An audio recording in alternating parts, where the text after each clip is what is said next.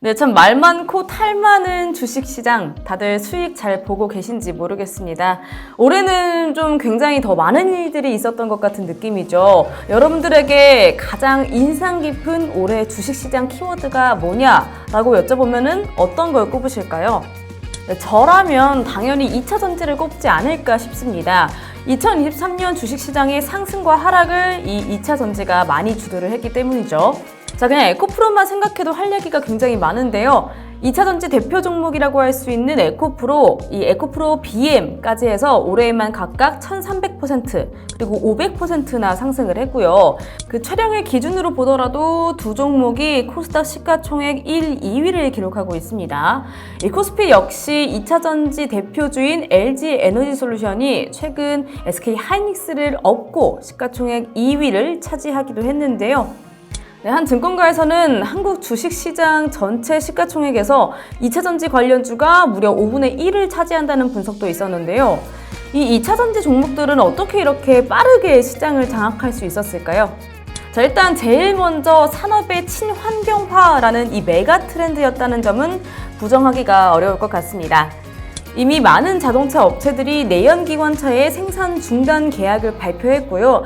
또 각 나라들도 이에 맞춰서 정책과 지원금을 마련했었는데요. 그러면서 2차 전지 산업이 정말 장기적으로 오르겠구나 하는 확신들을 모두가 가지게 된 것 같습니다. 또 여기에 주도 테마가 없던 그 시장에서 경기가 좀처럼 회복이 되지 않자 수급이 쏠렸던 건데, 여기다가 공매도 물량의 숏스퀴즈까지 발생하면서 주가가 막 정점을 찍었던 거죠. 근데 역시 오르기만 하는 주식은 없는 것 같습니다. 하반기 들어서자마자 2차 전지 섹터들 죄다 하나둘씩 탄력을 잃었었죠. 상승력이 굉장히 컸던 만큼 하락도 영향력이 굉장히 컸는데요. 10월 한 달 동안에만 포스코와 에코프로 그룹주의 시가총액이 무려 37조나 증발했다고 합니다. 여파가 굉장하죠. 이 우리나라 주식시장에서 전례 없는 광풍이었던 2차 전지 섹터가 이처럼 막 흔들리는 그 이유를 어떤 것들로 생각하실까요? 네, 저희 이슈포트는 이 이유를 두 가지 정도로 추려봤습니다. 자, 첫 번째는 전기차 수요에 대한 우려입니다. 유안타증권 리포트를 보시면요. 테슬라, 벤츠, 아우디 등 이 국내 2차 전지 기업들에게 중요한 OEM 기업들이 전기차 수요 둔화를 이유로 생산량 목표를 달성하지 못하고 있다라고 말하고 있고요. 또 미국 대선에서 이 트럼프가 당선 가능성, 그리고 중국의 보복 조치에 따른 원재료 조달 우려 등에도 노출되어 있다. 따라서 쉽지 않은 상황이다라고 설명을 해주고 있네요. 이런 우려가 우리나라 업체들의 3분기 저조한 실적 발표로까지 이어졌고요. 그러면서 주가가 함께 내려간 것 같습니다. 자, 두 번째 이유는 2차 전지 투자자분들이다 라고 하시면은 다들 정말 치를 떠는 공매도입니다. 이 공매도에 대한 불만의 목소리가 너무 커지면서 최근에 금융당국에서 공매도 금지라는 처분을 내리기도 했습니다. 자, 근데 이 중단 조치가 내려지기 직전까지도 2차 전지를 대상으로 한 이 공매도 폭격이 멈추지는 않았었는데요. 31일 기준으로 이 코스피 공매도 거래대금 1위가 LG 에너지솔루션입니다. 전체 거래대금 중 공매도 비율이 무려 38%나 됐었고요.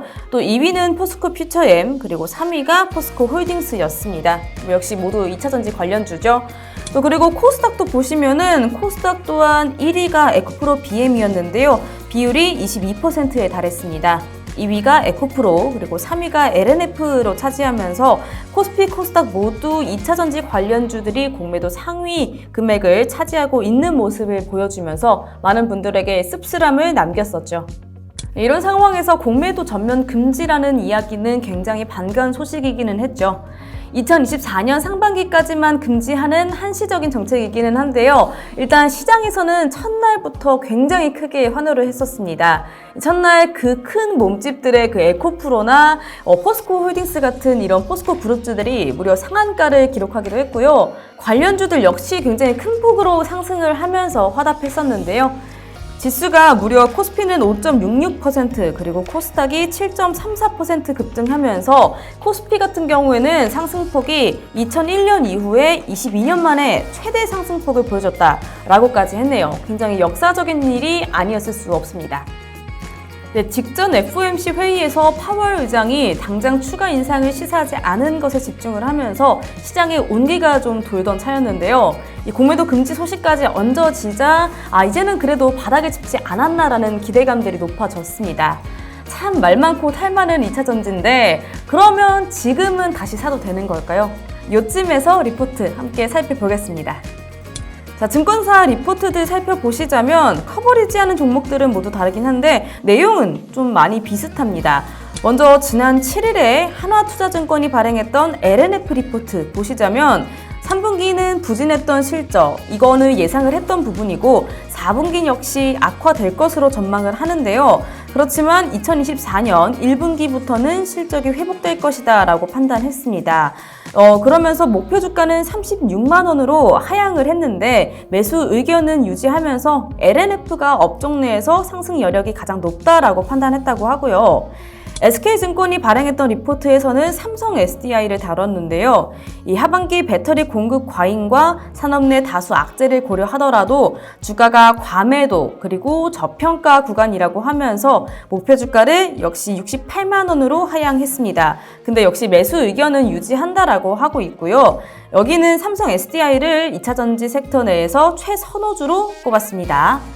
또 그리고 마지막으로 교보증권도 보실 건데 지난 26일에 교보증권에서 제시했던 LG에너지솔루션 리포트도 함께 보시자면 이 고객사들의 보수적인 생산 계획 정책과 재고 조정이 반영될 것이며 원재료 가격 하락에 따른 영향이 지속될 것이다 라고 말하고 있고요. 이 밸류에이션을 조정하면서 여기도 목표 주가를 61만 원으로 하향하면서 매수 의견은 유지한다고 했는데 자, 이것처럼 보시는 것처럼 모든 리포트들이 2차전지 섹터의 매수 의견을 유지는 하되 목표 주가는 하향하면서 당분간 2차전지 섹터가 부진하기는 할 것이다 라고 같은 의견을 보여주기는 했습니다. 네, 이렇게 리포트 같이 살펴보셨는데요. 여러분들은 어떻게 생각하세요? 네, 2023년 올해 국내 증시를 강하게 이끌었었던 2차전지 섹터가 부진한 업황을 좀 털어내고 내년부터는 국내 증시를 다시 한번 주도할 수 있을까요? 그 무엇도 확신할 수는 없겠지만 그래도 다가오는 내년에는 국내 증시에게 좋은 소식만 있었으면 좋겠습니다.